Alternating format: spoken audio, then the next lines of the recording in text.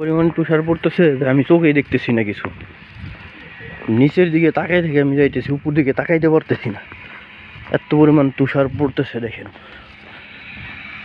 গাছগুছালির উপর দিয়ে তুষার পড়া ভরে গেছে, পুরা গাছ মাছ সব ভরে গেছে। দুলাভাইরে নিয়ে গেছিলাম, আমার দুলাভাইরে দুজন তাই ম্যাগাজিন থেকে হালকা খাবার কিনে আনলাম, এখন খাবো। সকালে হয়নি যে আমাদের এক ম্যাডাম আসছে, ম্যাডামের গাড়িও তুষারে ভরে গেছে পরিপূর্ণভাবে ভরে গেছে। এভাবেই চলে আসছে।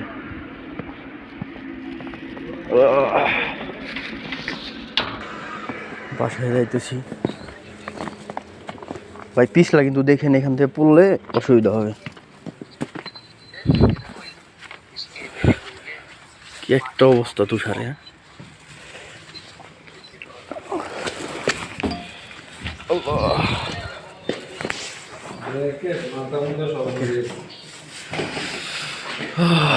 শান্তি পেলাম। ভিতরে আমাদের হিটার আছে, ভিতরে হিটার আছে, তার জন্য শান্তিটা পাইলাম। বাইরে এত পরিমাণ ঠান্ডা বলার মতো না, এত পরিমাণ ঠান্ডা মানে অসম্ভব। কি বলে বাংলাদেশ আর কি ঠান্ডা, তার সাথে 50 গুণ বেশি ঠান্ডা। 50 গুণ মানে কি হবে, মানে 5 মিনিটে দাঁড়া থাকবো সম্ভব না, এত পরিমাণ ঠান্ডা। ভিতরে যে হিটার আছে, এগুলো হিটারের জন্য আর কি কিছু মনে হয়।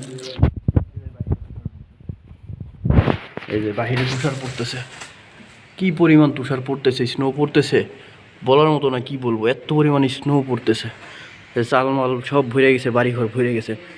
কালকে সব ঠিকঠাক, ওইখানে মাংস রাখছিলাম হালকা চারপাশে বরফ দিয়ে, মানে তুষার দিয়ে বরফ চারপাশে দিয়ে রাখছিলাম। আর আজকে ওইটা দেখি সব ভরে গেছে।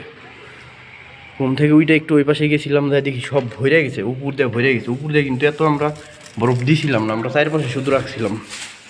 এই অবস্থা, পরিমাণ ঠান্ডা, বাইরে থাকার তো নাই, হিটারের জন্য আর কি ভিতরে থাকতে পারি। ওকে, সবাই ভালো থাকবেন, সুস্থ থাকবেন, আল্লাহ হাফেজ।